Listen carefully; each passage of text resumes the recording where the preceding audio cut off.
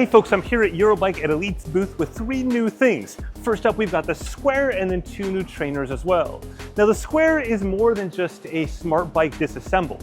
It's got smart bike components in the frame as well as the handlebars, and of course in the back here, a trainer. And I'm gonna walk through the entire bike from kind of back to front, and then we'll get into the trainers. But the first thing to know is that this trainer down here is essentially any trainer you want it to be. In this case, I've got the brand new Avanti down here. We'll talk about that in just a second, but it can actually be any trainer at all. And the reason is that you can swap out the free hub that comes with it to any other Elite trainer or any other third-party trainer. Now, if you're thinking this reminds you a little bit of the Zwift frame, or Zwift Ride, if you will, you're right, except there's some core differences here. First off, it's got a belt drive that you see right there, attaching to it's effectively like its own cassette down there. And then you've got adjustable crank lengths, something you did not have in the Zwift Ride. And then moving forward, you've got built-in compatibility with the Elite riser. Now, of course, this riser does not come with the bike itself. You can buy it as an accessory for it, but they do have somewhere around here, I'll throw the footage on the screen right now, the unit without the riser, just simply a leg there. Now let's talk briefly about adjustability. There's a number of ways you can adjust this bike, a little bit more than you could on the Zwift Ride. You've got the tool right there, so just like Zwifted, just always accessible. This allows you to adjust this by just simply popping it in. You can loosen or tighten it to move the entire saddle forward or back. You've got all the same saddle rail components that you'd see on any other bike for adjusting saddle however you like. You can go up and down, put this back right there for now. You can go up and down the saddle here. You've got markings on the side. Also, sorry for the hammering noise. This is the day before Eurobike starts, so there's hammering, there's drilling, there's all the things. You've got adjustability here to move this entire portion front and back. You can bring the handlebars up and down as well, like this. And then you got the handlebars themselves. Now the handlebars are pretty cool in that they have kind of Zwift Play-like controllers that are up here on the top.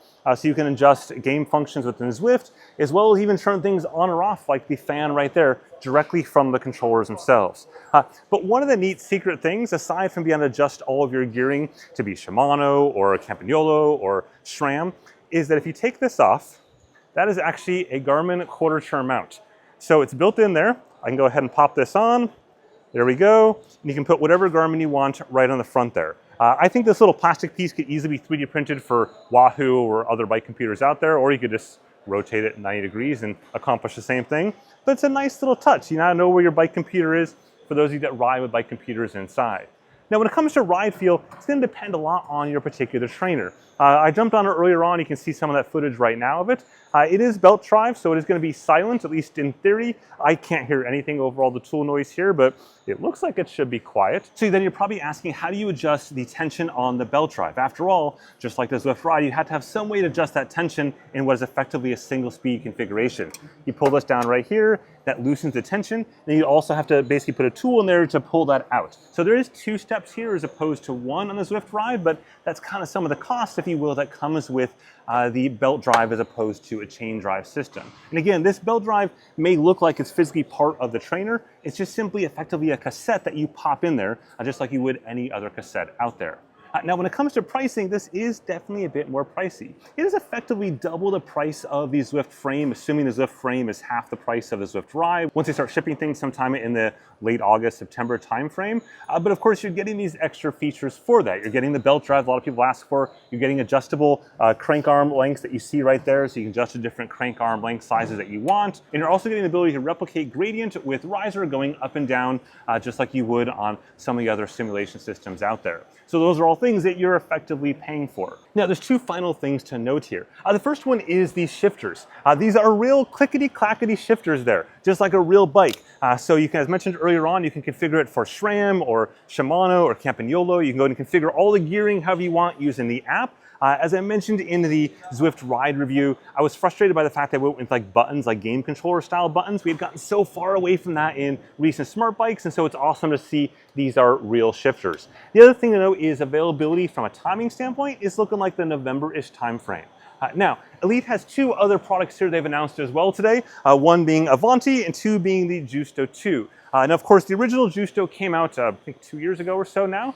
Basically, it's their high-end trainer. The Justo 2 improves upon the Justo 1 by basically giving two things. Number one is Wi-Fi built in. So we saw Elite introduce their Wi-Fi module, I think last year or a year and a half ago, something like that. Now it's built into the trainer itself. And then two, seeing the first company to have a 12-speed cassette included with the trainer itself. We've seen 11-speed cassettes in the past, and I guess Zwift technically did allow you to have a 12-speed cassette included, but this is like the stock and only configuration 12-speed. The next trainer is their Avanti, which is designed to compete with something like the Wahoo Core in that particular range. This also, though, includes Wi-Fi. Not the only new smart trainer we're going to see here today, including Wi-Fi at Eurobike, but it includes Wi-Fi, it has power meter accuracy at plus or minus 1%, it's got gradient simulation at 18%, so just slightly above what you'd see from some of their competitors that are a little bit cheaper. Now, as always, my most favorite features are the practical ones, and check this out. In the back of the unit is all of your adapters included right there. It's included in the trainer. It's got its own little cubby hole right there. It's something that years ago in James Wong's review of the Wahoo Climb, he said, wouldn't it be great if adapters were kept in a little tray or a little box inside the unit itself? James, it has finally come true. Here on the Avanti, all the bits are in the butt. Effectively, this is a little sibling of this unit here. Now, in terms of the differences between these two units, this one does not include a cassette, this one does.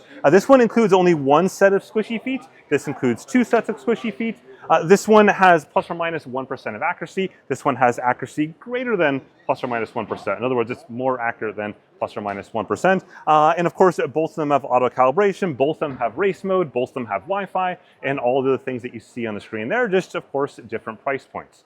Now, I will be testing all of this stuff at some point between now and sometime, I don't know, front of the year, end of the year. It's going to be, there's a lot of stuff coming, of course. And so these are a couple different things I'm looking forward to getting into, especially the square there.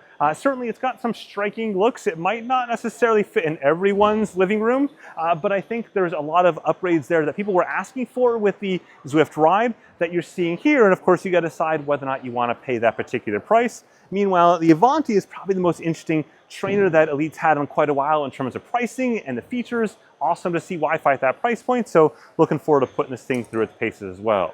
As always, if you found this video interesting and useful, go ahead and whack that like button at the bottom, or subscribe for plenty more sports technology stuff, including stuff in about 1 hour from now. Have a good one.